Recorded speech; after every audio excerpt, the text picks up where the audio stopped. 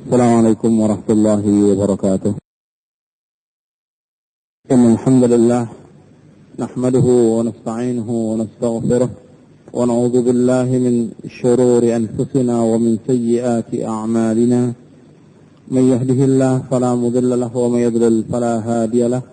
أشهد أن لا إله إلا الله وحده لا شريك له وأشهد أن محمدا عبده ورسوله. يا أيها الذين آمنوا اتقوا الله حق تقاته ولا تموتن إلا وأنتم مسلمون. يا أيها الذين آمنوا اتقوا الله وقولوا قولا سديدا يصلح لكم أعمالكم ويغفر لكم ذنوبكم ومن يطع الله ورسوله فقد فاز فوزا عظيما.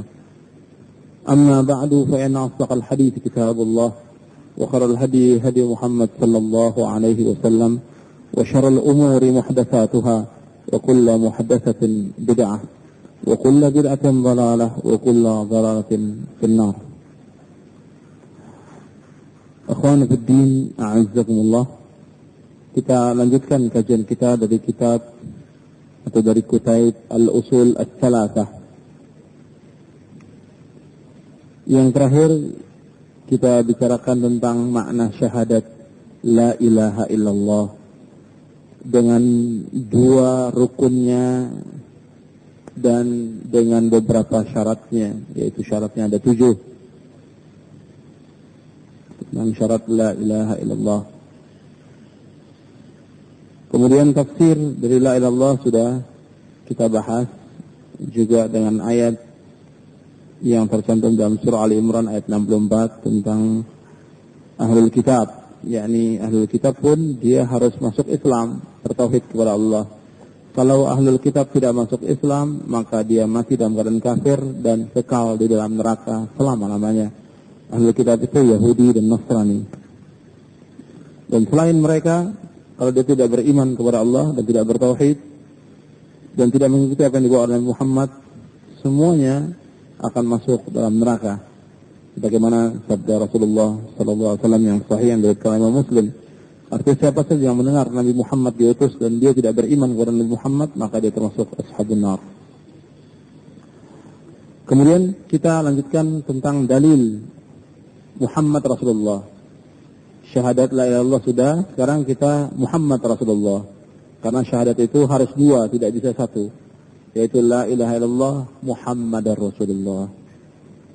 Sekarang kita lanjutkan.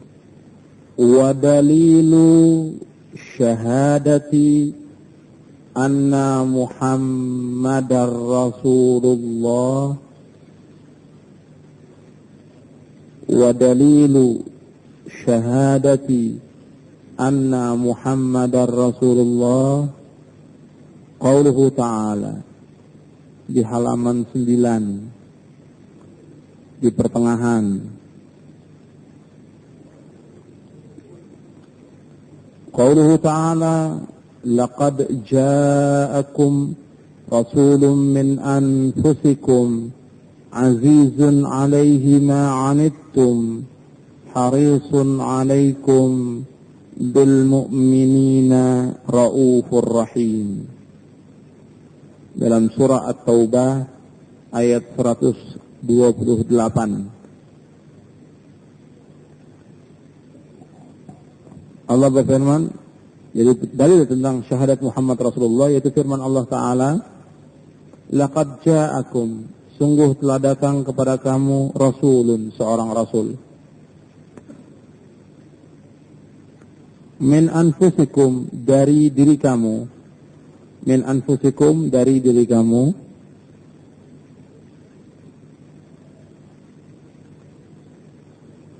azizun alaihi ma'anittum, sangat sukar atasnya apa-apa yang menyusahkan kamu.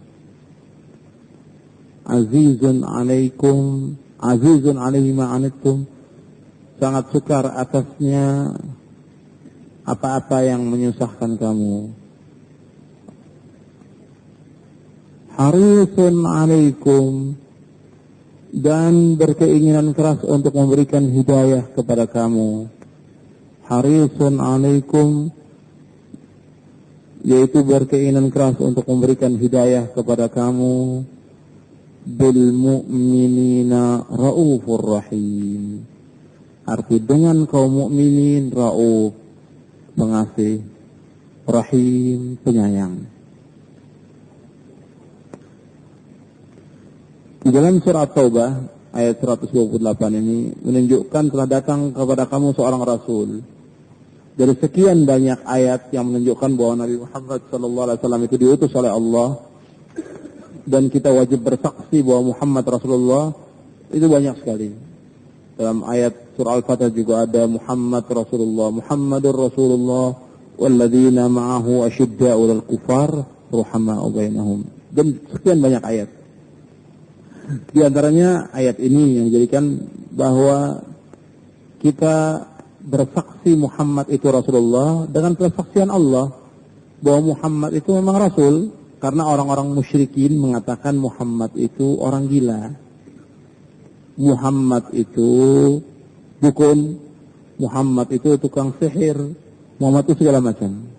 Itu pernyataan orang-orang musyrik kafirin mencela Nabi Muhammad demikian. Padahal Nabi Muhammad itu Rasul, diutus oleh Allah, dan apa yang mereka minta bahwa mukjizat, ingin bukti, itu sudah dibuktikan oleh Allah SWT. Cuma karena memang mereka sudah tertutup hatinya sehingga mereka tidak mau beriman. Sebagian beriman sadar dengan benarnya Rasul Allah yang Allah utus ini, dan juga dengan benarnya Al-Quran yang turun dari Allah dan bukti-bukti yang lain. Mereka beriman, tapi ada juga di antara mereka yang kafir. Dan sekarang bukti kepada semua kaum muslimin. Dan juga ayat ini diturunkan kepada orang-orang kafir. Setelah datang kepada kamu seorang rasul min anfusikum. Ayat ini diturunkan, Nabi disuruh membacakan kepada orang-orang musyrikin dan kafirin pada waktu itu. Telah datang kepada kamu seorang rasul. Rasul ini min anfusikum. Min anfusikum maknanya dua. Yang pertama, Rasul ini min anfusikum, dari manusia. Anfus, manusia. Bukan malaikat, bukan jin. Manusia yang kamu kenal dia. Ciri-cirinya kamu tahu. Yang kedua, mana anfusikum ini minal Arab. Pertama, anfusikum itu bermakna minal bashar. Yang kedua, minal Arab. Minal bashar artinya dari manusia, bukan malaikat. Belum ada juga mereka mengatakan ini malaikat, bahwa dia manusia yang kamu tahu sifat-sifatnya. Yang kedua, minal Arab, bukan dari orang asing, dari orang Arab sendiri. Kenapa kamu dustakan? Jadi diingatkan oleh Allah bahwa telah datang kepada kamu seorang rasul min anfusikum, dari diri kamu, yaitu dari manusia. Karena manusia, Rasul adalah manusia. Cuma Rasul ini ma'asum minal bashar, dan dia ma'asum. Dan anfusikum, kata-kata anfusikum ini juga penting. Pemahaman tentang masalah manusia, Rasul itu bashar penting. Karena nanti kaitannya ada orang yang menganggap Rasul itu sebagai khalik, sebagai pencipta. Dan ini berbahaya. Antum bisa dengar sendiri nanti kalau bulan Rabiul Awal ada mengatakan bahwa Nabi itu diciptakan dari nur. Langit dan bumi diciptakan dari nur Muhammad. Pernah dengar kan? Sering dibawakan dalam bulan Rabiul Awal itu, nur Muhammad. Ini sudah syirkun akbar. Yang menciptakan langit dan bumi Allah, bukan nur Muhammad. Dan enggak ada istilah nur Muhammad, tidak ada dalam Islam itu. Yang menciptakan langit dan bumi Allah, bukan nur Muhammad. Jadi mereka memahami bahwa Muhammad ini adalah Tuhan. Padahal jelas ayatnya anfusikum. Dan sekian banyak ayat yang menunjukkan innama ana basyarum mithlukum yuha. Aku ini adalah manusia seperti kamu, kata Rasulullah. Yuha, diwahyukan kepadaku, sebagaimana Allah berfirman dalam surah Al-Kahfi dan surah yang lainnya. Jadi Rasulullah itu manusia dan dari kalangan orang Arab. Kenapa kamu dustakan begitu? Yang kedua, di sini ini sudah persaksian bahwa Rasul ini diutus oleh Allah. Itu persaksian bahwa Rasul itu diutus oleh Allah, bukan dia mendakwakan dirinya sendiri. Di sini sifat dari Rasul itu azizun alaihi ma'anittum, yaitu sangat sukar atau sangat sulit atasnya apa-apa yang menyusahkan kamu. Jadi Rasulullah itu sedih atau merasa susah kalau seandainya ada umat Islam itu merasa susah. Ya Rasulullah betul-betul sayangnya luar biasa kepada kaum mukminin. Makanya kalau antum lihat dalam perintah-perintah Rasulullah tidak pernah memerintahkan sesuatu yang berat buat umatnya, selalu yang ringan. Maka dikatakan inna dina yusrun, kata Nabi, sesungguhnya agama ini mudah. Yassiru wala tu'assiru, mudahkan jangan dipersulit. Jadi Islam ini agama mudah, tidak sulit. Dan dulu sudah saya jelaskan bahwa di antara orang menganggap agama Islam itu sulit karena apa? Imannya lemah. Yang kedua, banyak maksiat. Yang ketiga, jahil karena bodoh. Yang keempat, karena dipengaruhi oleh lingkungan. Jadi agama Islam ini mudah, semuanya mudah. Semua bisa dilaksanakan dan gampang. Cuma karena manusia diliputi dengan hawa nafsu, maksiat segala macam, terasa berat. Maka Rasulullah SAW sangat susah kalau ada umat Islam ini susah. Maka perintah-perintah itu bagaimana supaya dilaksanakan dengan mudah.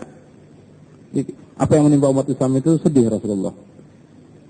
Kemudian harisun alaikum. Sifatnya lagi Rasul ini harisun alaikum, berkemauan keras untuk memberikan hidayah kepada umatnya. Maka tidak lepas Rasulullah memberikan hidayah kepada umatnya terus siang dan malam mendakwakan Islam ini agar umat ini mendapatkan hidayah. Kemudian umat ini selamat, dan itu dijelaskan dalam satu hadis, dalam beberapa hadis, sekian banyak hadis. Di antara ada satu hadis Rasulullah pernah mengumpamakan begini, perumpamaan aku, kata Rasulullah, dan kalian seperti orang yang menyalakan api. Kemudian aku berusaha menyingkirkan kalian, yaitu laron. Jadi umat ini diumpamakan seperti laron. Ada seseorang yang menyalakan api, kemudian kalian sebagai laron ini, sebagai serangga, menyerang api itu. Aku berusaha, kata Nabi, menyelamatkan kalian. Aku tarik kalian. Wa ana akhudhu bihujuzikum, kata Nabi. Aku berusaha menarik kamu supaya kamu jangan masuk ke dalam api. Wa antum tuflituna min yadayya, tetapi kamu lepas dari tanganku. Ini sudah digambarkan oleh Rasulullah 15 abad yang lampau. Keadaan umat, bahwa umat Islam ini sudah jelas ditunjuki oleh Allah dan juga ditunjuki oleh Rasulullah dengan Al-Quran, dengan Sunnah dan segala macam. Tapi masih milih yang maksiat, masih milih yang mau masuk ke dalam neraka. Karena Rasulullah sudah tunjuki.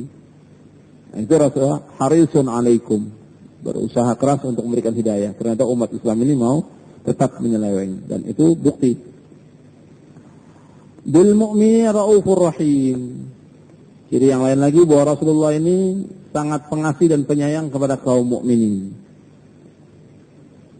Jadi apa saja yang diminta oleh kaum mukminin kepada Rasulullah diberikan, atau pakaiannya. Kemudian kalau ada sahabat yang lapar, Rasulullah mengajak kepada sahabat yang lain untuk makan bersama di rumah seorang sahabat yang lainnya yang dalam lapar. Kasihan, kalau ada yang lihat susah dibawa oleh Rasulullah. Itu betul-betul pengasih dan penyayang Rasulullah Sallallahu Alaihi Wasallam. Tapi Raufur Rahim Rasulullah tidak sama dengan Raufur Rahimnya Allah. Itu yang harus diingat, bahwa Allah lebih lagi sayangnya luar biasa. Allah Subhanahu wa ta'ala itu sangat sayang kepada makhluknya. Sebagaimana disebutkan oleh Rasulullah ketika ada seseorang dalam peperangan kehilangan anaknya. Kemudian si ibu ini berusaha menetei setiap anak yang lewat karena dianggap sebagai anaknya, karena kalut dia dalam keadaan bingung. Kemudian Rasulullah melihat yang demikian itu, kata Rasulullah, kamu lihat bagaimana sayangnya si ibu kepada si anak. Kata Rasulullah, Allah itu lebih sayang lagi kepada hambanya daripada seorang ibu kepada anaknya. Allah itu lebih sayang kepada hambanya. Dan itu bisa kita lihat. Banyak orang berbuat dosa dan maksiat, tidak langsung diazab oleh Allah, masih dikasih oksigen, masih dikasih makan, masih dikasih minum, masih dikasih rezeki, masih segala macam, dikasih sehat dan segala macam. Disuruh dia bertobat, tidak langsung diazab oleh Allah. Itu sayangnya Allah kepada kaum muslimin. Itu rahmat Allah kepada hambanya. Tapi banyak manusia lupa. Kemudian jadi yang pokok dalam ayat ini, laqad ja'akum rasulun, itu yang pokok. Kemudian disebutkan cirinya. Sekarang maknanya, makna syahadat. Kalau itu dalilnya, sekarang maknanya. Apa makna syahadat? Kita sudah ucapkan wa asyhadu anna Muhammad Rasulullah. Apa maknanya syahadat itu? Wa ma'na syahadati anna Muhammadar Rasulullah ta'atuhu fima amara. Ta'atuhu fima amara wa tasdiquhu fima akhbara wa ijtinabu ma naha anhu wa zajara wa alla yu'badallahu illa bima syara'a. Artinya, wa makna syahadati anna Muhammadar Rasulullah, dan makna syahadat bahwasanya Muhammad Rasulullah itu maknanya ta'atuhu fima amara, mentaati apa-apa yang diperintahkan. Jadi mentaati apa-apa yang beliau perintahkan.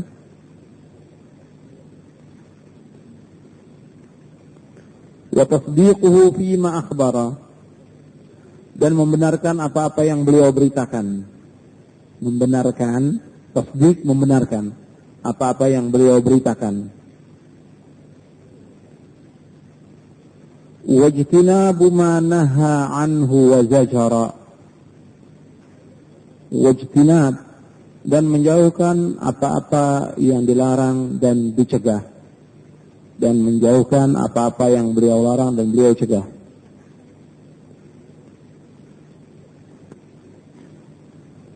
Wa alla yu'badallahu illa bima syara'a, dan tidak boleh Allah disembah melainkan dengan apa-apa yang beliau syariatkan. Wa alla yu'badallahu, wa alla yu'badallahu illa bima syara'a, dan tidak boleh Allah itu disembah atau diibadahi melainkan dengan apa yang disyariatkan oleh beliau.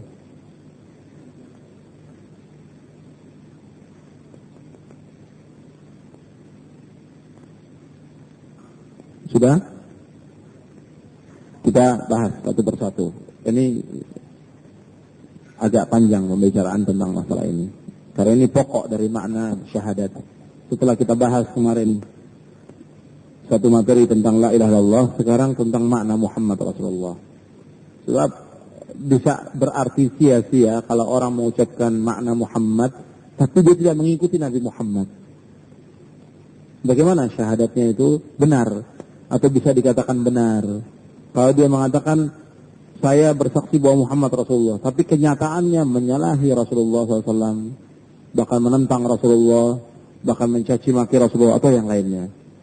Sekarang kita lihat makna Muhammad Rasulullah menurut penjelasan para ulama di sini, ta'atuhu fima amar, mentaati apa yang diperintahkan. Jadi kalau dia sebagai seorang muslim atau muslimah, apa yang diperintahkan Rasul dia harus taat.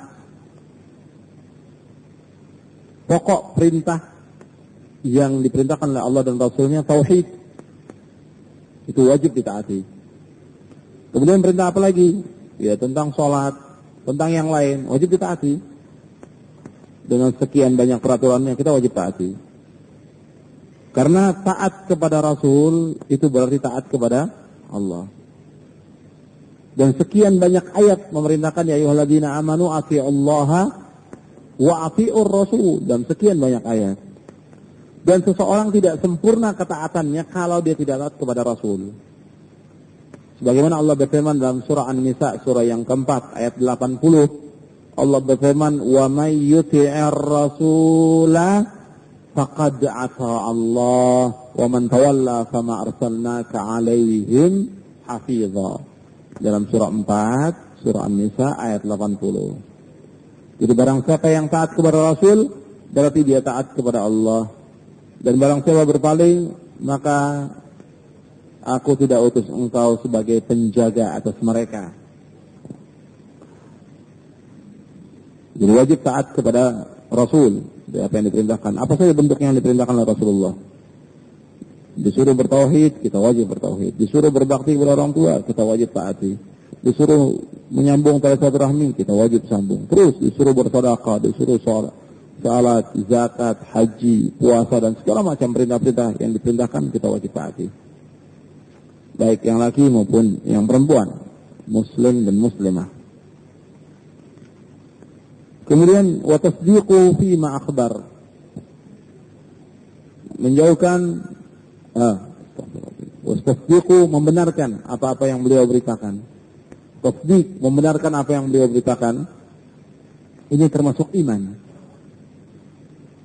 Jadi apa yang diberitakan, bahkan iman itu asal artinya tasdiq, membenarkan. Jadi yang dibawa oleh Rasul itu wajib kita benarkan. Tidak seperti orang-orang aqlaniyun. Aqlaniyun itu orang-orang yang menggunakan akal. Jadi semuanya diukur dengan akal seperti Mu'tazilah. Ini orang-orang aqlaniyun yang disilakan oleh para ulama dengan aqlaniyun. Dan ini banyak orang-orang aqlaniyun. Jadi kalau ada riwayat hadis dari Nabi tidak sesuai dengan akalnya, ditolak. Umpamanya tentang Mi'raj. Mana mungkin Nabi bisa Mi'raj ke langit? Satu, sudah dia batalkan hadis yang sahih. Yang kedua, mana mungkin Rasulullah itu masa wirawiri nuntut kepada Allah dari 50 sampai menjadi 5. Dan itu tidak pantas, berarti Rasulullah tidak taat kepada Allah. Kewajiban kita membenarkan apa yang beliau beritakan. Rasulullah beritakan dan hadisnya sahih. Secara sanad, riwayatnya sahih. Rasulullah mengatakan bahwa dia sampai ke Sidratul Muntaha dan bertemu dengan nabi-nabi. Kemudian diperintahkan ketika bertemu dengan Musa suruh balik lagi sampai sholat itu menjadi 5. Kita yakin. Karena yang memberitakan siapa? Rasulullah SAW. Gak usah kita bahas. Gak usah seperti orang-orang aqlaniyun, rasionalis, menggunakan akalnya saja. Atau hadis tentang Rasulullah menyebutkan tentang adanya siksa kubur. Betul ada. Dan di luar akal manusia. Orang-orang aqlaniyun mengatakan, kok saya sudah coba dengan berbagai alat, nggak terdengar adanya siksa. Sampai seperti itu. Ini sudah keterlaluan, ingkar tentang adanya azab kubur. Sekian banyak hadis menyebutkan. Dan Rasul tidak pernah tinggal dalam sholatnya apa? Allahumma inni a'udzubika min azabi jahannam, wa min azabil qabr, wa min fitnatil mahya, wal mamat, wa min syarri fitnatil Masihid Dajjal. Setiap sholat di akhir at-tahiyat Rasulullah membaca. Sebelum salam itu baca. Berlindung dari 4. Allahumma inni a'udzubika min azabi jahannam wa min azabil qabr wa min fitnatil mahya wal mamat wa min syarri fitnatil Masihid Dajjal. Min azabil qabr, dari azab kubur. Berlindung Rasulullah dari azab kubur. Kita yakin itu ada azab. Dan kita percaya itu. Karena yang diberitakan Rasulullah. Atau keadaan tentang akhir zaman. Rasul mengabarkan nanti akan adanya Dajjal. Nanti Isa itu akan turun, menghancurkan salib, menghapuskan pajak, menyuruh orang-orang Nasara masuk Islam. Kita yakini karena hadisnya sahih. Kemudian lagi cerita tentang neraka, tentang surga. Kita yakini, kita imani. Dan tidak sama seperti yang Rasulullah tentang surga. Air yang kita minum dari air haud itu, orang minum tidak akan haus selama-lamanya. Kita yakin karena memberitakan Rasulullah SAW. Kemudian di surga itu ada satu pohon yang kalau seandainya orang lewat 1000 tahun tetap masih rindang, belum sampai ke batasnya karena rindangnya pohon itu. Orang bisa berteduh berjalan selama 1000 tahun. Kita yakin karena mengabarkan Rasulullah SAW. Atau Rasulullah menceritakan tentang azabnya ahli neraka. Orang yang masuk ke dalam neraka itu, giginya saja itu sebesar gunung Uhud. Tangisannya mereka yaitu darah dan nanah. Kalau seandainya, kata Rasulullah, perahu itu jalankan dalam neraka, akan jalan perahu itu. Hadis ini kita imani. Dan kita yakini bahwa Rasulullah tidak berdusta. Wa ma yantiqu 'anil hawa in huwa illa wahyu yuha. Sebagaimana Allah sebutkan dalam surah An-Najm, wa ma yantiqu 'anil hawa. Dia tidak berkata dari hawa nafsunya, melainkan wahyu yang diwahyukan oleh Allah. Jadi kita selama dalam sikap seorang muslim, ya, ahli hadis, kalau hadisnya sahih yang diberikan Rasulullah, kita imani. Kalau hadisnya dhaif atau maudhu, kita buang, kita tolak. Tapi kalau sahih, kita imani. Betul, terjadi begitu. Kalau hadis itu sahih. Jadi kita melihat sahih atau tidaknya dulu, sanadnya. Kalau sahih, bagaimanapun, seandainya menurut akal kita nggak sesuai, kita imani. Karena memang demikian, benar. Dan banyak masalah-masalah yang lain tentang masalah ini. Tasdiquhu fima akhbar. Membenarkan apa yang beliau beritakan. Yang ini, tentang yang kedua ini perhatikan. Pada saat sekarang ini termasuk yang banyak didustakan. Bukan hanya orang awam, saya katakan. Banyak orang-orang juga dirinya alim, ustadz, atau pakar, sudah dapat gelar doktor, itu banyak mendustakan ayat-ayat dan hadis-hadis Rasulullah SAW dengan rasulnya. Ini perhatikan. Makanya di buku Kedudukan As-Sunnah dalam Syariat Islam, saya jelaskan banyak orang-orang yang mendustakan sunnah Rasulullah disebabkan karena rasulnya. Mu'tazilah, paham? Mu'tazilah. Kemudian yang ketiga, wajtinabu ma naha anhu wa zajar. Wajtinabu ma naha anhu wa zajar. Nah, sebentar. Saya tambahkan lagi. Ini juga sering ditolak oleh mereka. Tentang Allah turun ke langit dunia setiap sepertiga malam yang akhir. Hadisnya sahih, diriwayatkan oleh Imam Bukhari. Karena yang menyabdakan Rasulullah, ya kita imani bahwa betul bahwa Allah turun ke langit dunia setiap tinggal sepertiga malam yang akhir. Tentang bagaimana kaifiatnya kita tidak tahu. Tidak boleh kita tanya soal kaifiat. Kita wajib imani tentang masalah yang seperti ini. Jadi masalah-masalah yang diberikan oleh Rasulullah yang bagi kita itu sepertinya memahaminya agak sulit, ya kita imani. Makanya iman itu nomor satu sebelum yang lain. Antum lihat Abu Bakar As-Siddiq, satu contoh. Maka dikatakan Siddiq.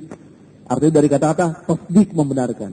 Waktu Rasulullah cerita tentang Mi'raj. Nabi Isra dari Mekah ke Madinah. Astagfirullah. Dari Mekah ke Baitul Maqdis. Dari Baitul Maqdis terus ke langit. Mi'raj itu dari Baitul Maqdis ke langit. Ketika pagi, Nabi kumpulkan biasa. Kalau Nabi dapat wahyu, dikumpulkan semua orang-orang musyrikin, kafirin, dikumpulkan, disampaikan ayat Allah. Atau minimal dikumpulkan keluarganya. Waktu menyampaikan itu, dikatakan gila Rasulullah. Terutama oleh Abu Jahal. Gila. Bagaimana?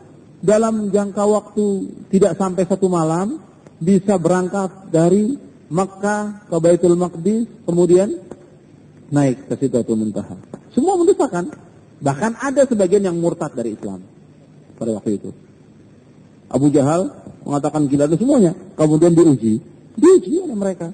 Kalau benar engkau itu Isra dari Mekah ke Baitul Maqdis, coba hitung pintunya. Subhanallah, ditunjukkan oleh Allah pintunya itu. Berapa pintunya? Dijawab oleh Nabi. Dan benar.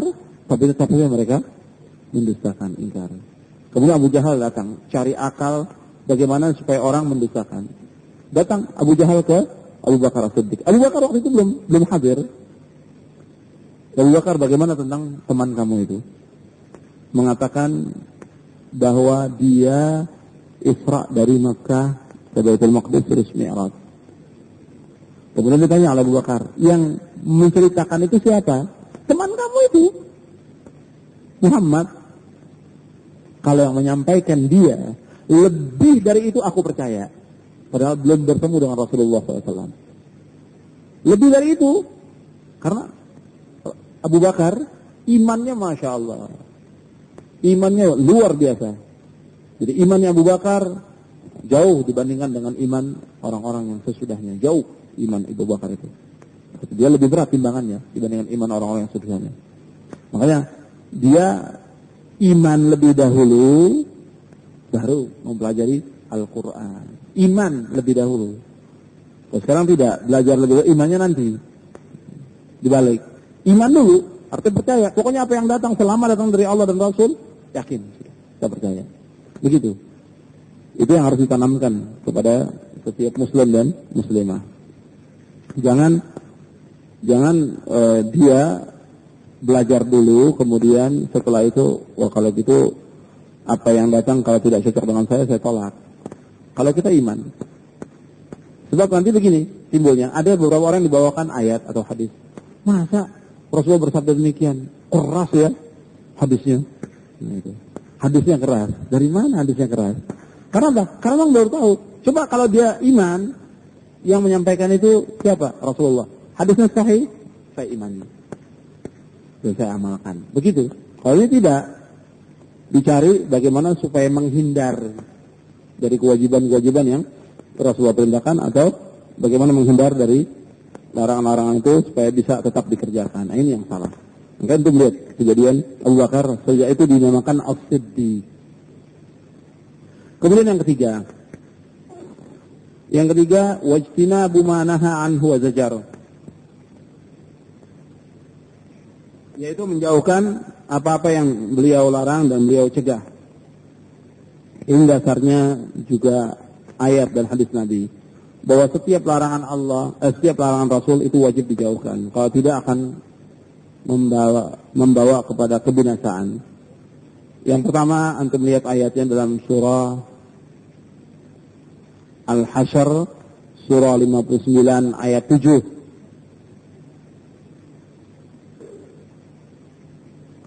Wa ma atakumur rasulu fakhuzuhu wa ma nahakum anhu fantahu. Dan apa-apa yang datang kepada kamu dari Rasul maka kamu ambil, dan apa yang dicegah dilarang kamu tinggalkan, jauhi.